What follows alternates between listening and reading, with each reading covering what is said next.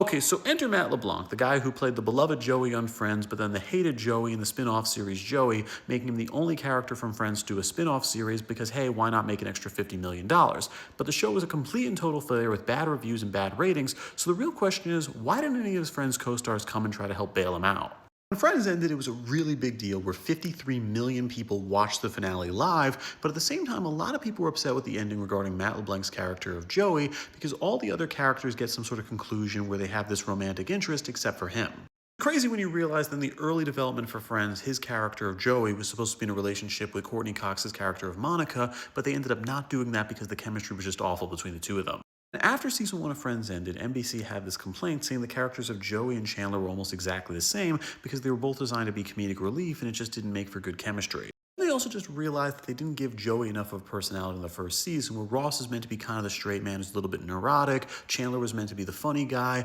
Monica's supposed to be kind of the mom of the group who's ultra organized, Phoebe is then supposed to be the weird one, and then Rachel's supposed to be the spoiled rich girl, but then Joey got really nothing. Season 2, Matt LeBlanc said he took one for the team, having them dumb down Joey to try and make for better comedic relief, even though he didn't really love the direction they took the character. There was a big sacrifice to that because they never really gave the character of Joey any main romance in the series because his character was just designed to be stupid and also a player at the same time. And there was a lot of pressure from fans who constantly wanted the characters of Joey and Phoebe to get together, but the producers decided no, saying it was just too cliche. And for a little while, the writers thought Joey and Rachel would be the perfect couple for the show to end with, but then everybody hated that idea and it got massive amounts of backlash. After the Joey and Rachel thing ended up as a backlash where people actually stopped watching the show because they hated the idea so much, they decided to give Matt LeBlanc no actual romance to end the series, saying they just didn't have the time for it. Because of that, NBC had this idea to do a spin-off series called Joey, even though the creators of Friends absolutely hated the idea and despised the idea of giving Joey a spin-off, but the whole concept would be giving him the conclusion that Friends didn't. Now, this show really sucked, where it opened with Matt LeBlanc making $1 million an episode, but it ended up completely collapsing on them, where they opened to 18 million viewers because of the Friends audience, but by the time of the season 2 finale, they actually were only getting 3 million views an episode. It was weird because throughout the entire run of the show, which went for over 40 episodes, there was only one cast member from Friends besides Matt LeBlanc who actually reprised his role, and that was the guy who played Joey's dad. At the same time, they didn't decide to recast any of the actresses who played Joey's sisters on Friends, instead casting just 2 completely new actresses. And then they also just made a lot of other strange choices, like having Adam Goldberg, who played the weird roommate in Friends, play his brother-in-law in this series, but it really made no sense because they were different characters.